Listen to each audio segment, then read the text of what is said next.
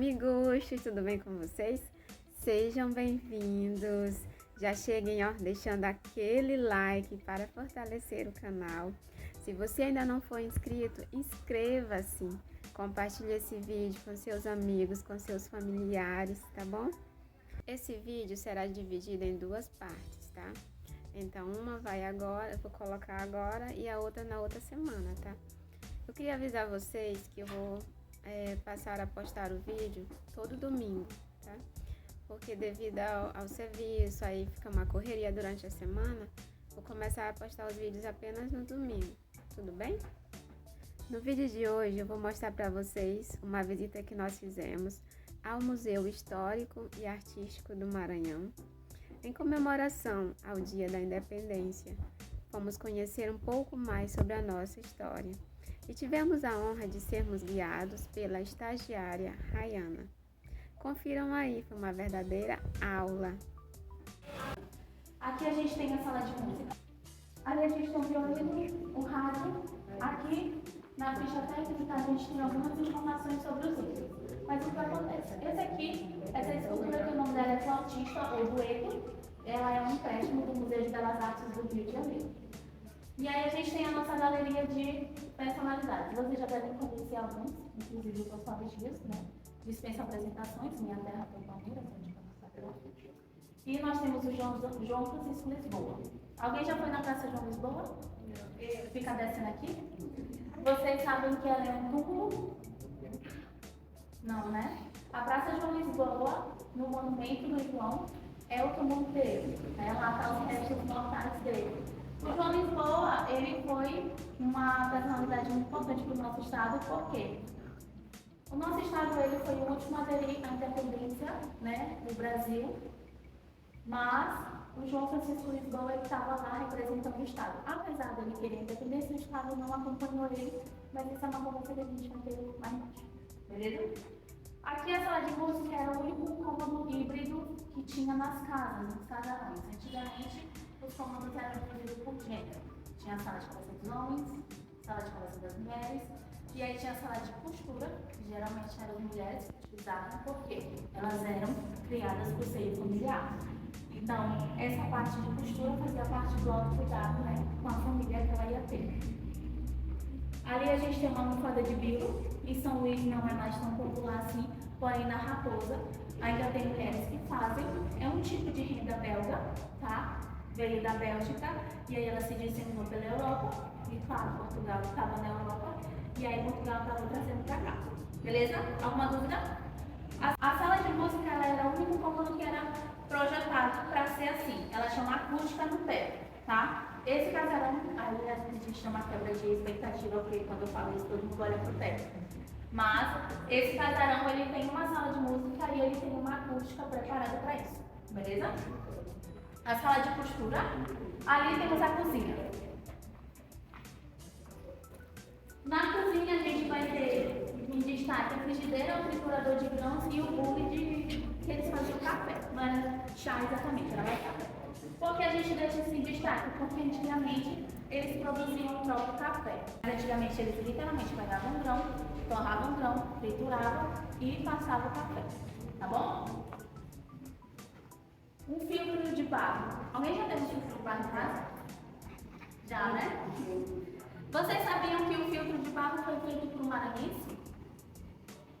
Eu nem sabia, né? O padre Miguel Vieira, não é? O padre Miguel Vieira, ele era maranhense. Quem já passou pelo novo anel viário aqui, tem lá uma escultura de um escravizado, mas tem de um padre também. Não sei se vocês já perceberam. Aquele é o padre Miguel Vieira e ele foi o responsável por fazer o filtro de barro, porque na época estava tendo uma disseminação muito grande de doenças, então filtrar a água era uma maneira de ajudar a não disseminar tanto. Então ele estudou física e química, acabou projetando o filtro de barro. Aqui a gente tem um conjunto de chá inglês, vocês podem se aproximar para olhar, fiquem à vontade. Essa tinta dourada, reluzente, ela não é ouro, tá? Mas esse conjunto de chá ele é todo pintado à mão. É como se você pegasse uma folha de papel e começasse a desenhar. Não tem molde, não tem nada. O máximo que você tinha era um rascunho prévio no papel e depois você passava para porcelana.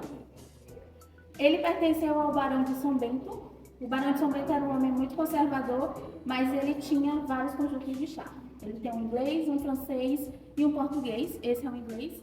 O francês e o português a gente também tem no nosso acervo e são todos dele, tá bom? Esse aqui é o bilheiro. O bilheiro, ele faz aí a função de uma geladeira. Por quê? O filtro de barro, ele consegue de alguma forma manter a água mais fria do que a temperatura natural dela. E essas aqui são as bilhas que servem de copo, né? Antigamente eles chamavam isso aqui de bilha. Da gente hoje em dia é só copo ou taça, né? Porque lembra uma taça. Mas as bilhas, elas eram utilizadas para tomar água e tinha uma concha, normalmente para pegar água. Alguém tem dúvida? Nenhuma? Ali a gente tem os tachos. Os tachos são essas panelas gigantescas aí, lembram panelas? E do lado a gente tem as medidas que são feitas de bronze. As medidas, elas foram doadas pela princesa Isabel para a cidade de Imperatriz. E aí a Imperatriz acabou mandando para a gente para fazer parte do nosso acervo do museu. Por fim, a gente tem um quarto. Mas o quarto é como... Antigamente, eles utilizavam umas camas gigantescas de madeira, né? Então, pra gente era impossível carregar aquela cama lá de cima até aqui. A gente ia precisar de autorização prévia para desmontar elas, já que elas são tombadas. Mas a gente trouxe o que deu. Esse é um berço capelinha. Ele também vira a cama, tá? Ele é berço quando bota os braços dele aqui. E ele era muito comum porque ele é 2 em 1. Então, quando a criança começa a crescer, já serve de cama. E ele é berço capelinha por conta do aparador dele prender para uma capela. Temos um tocador. Esse aqui é um mini, tá? Mini tocador. Eles também chamavam de espelho para apoiar no joelho. Sim, isso tudo. Espelho para apoiar no joelho. Mas esse tocador, ele tá bem minúsculo aqui. Porém, o móvel mesmo, ele é bem grande. Ele é como daqui até ali. E tem 3 bases de mármore, tá? Que eles colocavam bacias de porcelana. E aí as mulheres saciavam na frente dele, porque não tinha banheiro nem água encanada na época. Para os homens era só uma bacia e eles lavavam os pés, né? Existe até a história de que Dom Pedro I só tomou 2 banhos na vida dele. E um banho foi porque ele pegou uma feira muito grande, jogaram ele no mar para ver se passava. Bom, esse aqui é o berço Tonê. O berço Tonê, ele é austríaco e ele usa a técnica de dobra de madeira. Isso aqui é madeira, tá? É cedro negro ou cedro escuro. E ele balança até certo ponto. Esse tipo de berço, hoje em dia, quem olha acha ele perigoso, porque ele é todo vazado. Mas, antigamente, eu sempre tinha uma ama de leite acompanhando o bebê. Então, ela nunca saía do lado dele. Hoje em dia, ali, você bota seu bebê para dormir e deixa lá até escutar ele chorar de novo. Mas, antigamente, os bebês eram sempre acompanhados, eles nunca ficavam só. Botou derreto? Por fim, a gente tem a cadeira bidé ou trono. Era usado pela alta burguesia, tá? E era exatamente, para cagar. Bom, a cadeira bidé ou trono era usada somente pela alta burguesia e era um móvel caro. Por isso que era usado pela burguesia. Por quê? Vocês olharam um objeto de porcelana no chão, uma escarradeira? Aquela escarradeira ou cuspideira era usada mais pelos homens, porque eles mascavam muito fumo e aí gerava muita saliva e eles estavam o tempo todo cuspindo. Só que pra gente é nojento, né? Hoje em dia, pensar nisso, né? Mas antigamente era higiene. Porque se você não tinha a escarradeira ou cuspideira, você escarrava no chão ou dentro de um balde. Então, famílias que tinham escarradeira ou cuspideira eram ditas higiênicas. E o estado social também aumentava porque é feita de porcelana, né? Assim como o pinico é feito de porcelana. Então, é uma forma de dizer que tem tanto dinheiro que cabe o custo na porcelana, beleza? Então, são itens que eram utilizados somente pela alta burguesia. Alguém aqui já ouviu falar na expressão escravizado tigre? O escravizado tigre, ele era responsável por pegar o pinico quando estava cheio, né? Botar no balde. Quando esse balde estava cheio, ele levava esse balde até um beco do centro histórico chamado Beco da Bosta. Esse beco existe até hoje. Mas o que acontece? Durante esse processo, a urina amarela e ácida acabava caindo na pele retinta do escravizado. E o sol, batendo no nosso sol, o nosso sol ele pune, né? Ele é muito quente. Então acabava queimando a pele do escravizado e fazendo manchas que pareciam com manchas de tigre. Então esse tipo de escravizado era chamado de escravizado tigre, porque eles identificavam de longe o escravizado. Geralmente ou era pelas manchas ou era por manchas amarelas mesmo da urina na pele, porque geralmente escravizados não costumavam tomar banho, então ele acabava ficando sujo mesmo. Por que eu conto esse assunto sensível para vocês? Porque a gente tem várias expressões que são pejorativas, que são utilizadas principalmente no nosso histórico, né? Mulato é uma delas, né? Mulato, escravizado tigre, pedra cabeça de preto. Então, eu sempre falo isso para vocês se questionarem a origem do termo que vocês podem vir repetir por aí. Mulato, ele é muito repetido, né? Então, é importante vocês saberem que esses termos são pejorativos. Essa fonte aqui é feita de mármore rosa e ela fazia parte da Igreja do Carmo. Tem a Igreja da Sé, que é perto do Palácio dos Leões. Subindo tem a Praça João Lisboa. Do lado dele, da praça, tem uma igreja enorme. É a Igreja do Carmo. Bom, é feita de mármore rosa e essa fonte ela foi entendida errada. O que acontece? Antigamente os senhores, quando eles cometiam um pecado que vinha a público, um pecado, digamos aí, uma traição, eles davam uma esmola muito grande para a igreja católica, que era a que controlava ali que tinha o poder, tá? Foi o que aconteceu com José Gomes. José Gomes cometeu aí algum pecado e ele deu uma esmola para a igreja fez a fonte. Alguém quer tentar ler o que está escrito? Usem o português de vocês limpo.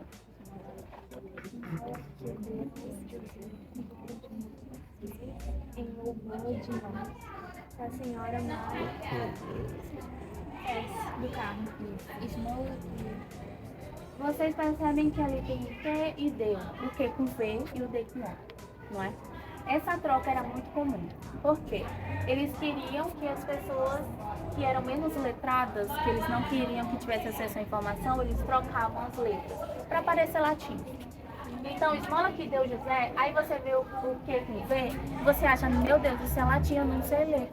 E aí você desistia de ler a frase, né? Mas se você tentar ler esmola que deu José Gomes, em louvor de Nossa Senhora Maria do Carmo, né? Existem livros que são todos trocados, só para a pessoa não ter a possibilidade de ler. Eles trocavam as letras porque o V é parecido com o U.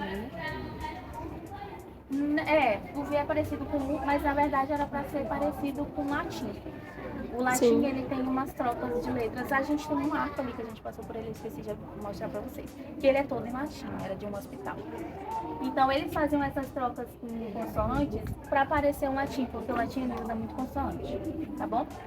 Mas por que ela foi entendida errada? Ela começa com esmola que deu José. E aí a galera que pensou, eu vou jogar uma moeda aqui, vou beber água da fonte, assim eu tô comprando meu perdão divino, meu local no céu. Porque a galera não se dava o trabalho de entender a fonte. Então lia esmola, então tem que dar esmola. E assim eu tô comprando meu perdão. Então por muito tempo essa fonte foi usada dessa maneira. A galera chegava, jogava moeda, bebia água aqui e assim estava comprando seu perdão divino. Mas os católicos foram desmistificando essa crença um tempo. E aí ela estava sendo usada pelos moradores de rua para tomar banho, lavar roupa e até vandalizada. Então, quando a Igreja do Carmo passou por uma reforma, eles trouxeram ela para cá porque ela não estava mais sendo utilizada, né, da forma que ela deveria ser utilizada. Tá bom? Então, na época ela vivia cheia de moedas.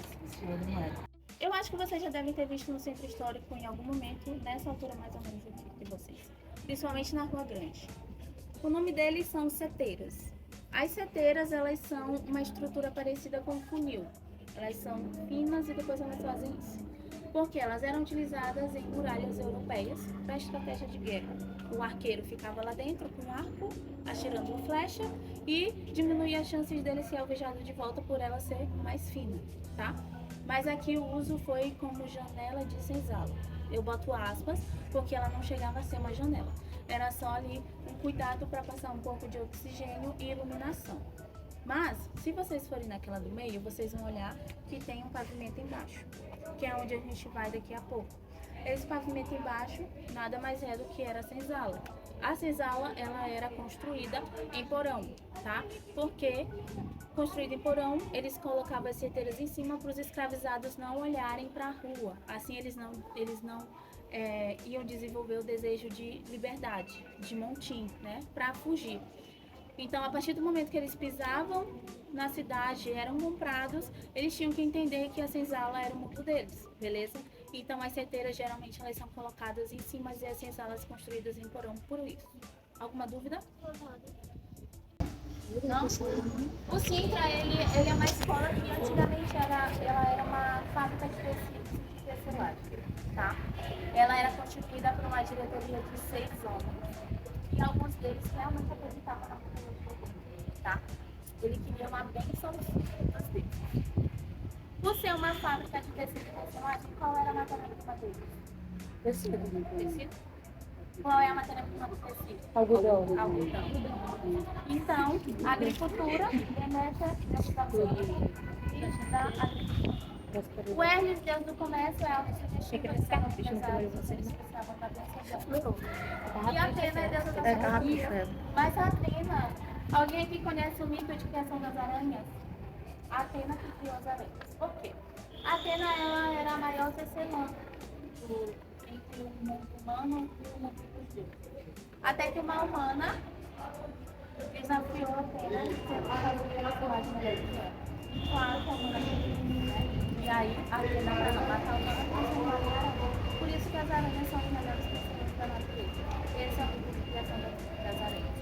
Então, a Atena, maior tecelã, fábrica de tecidos e tecelagem,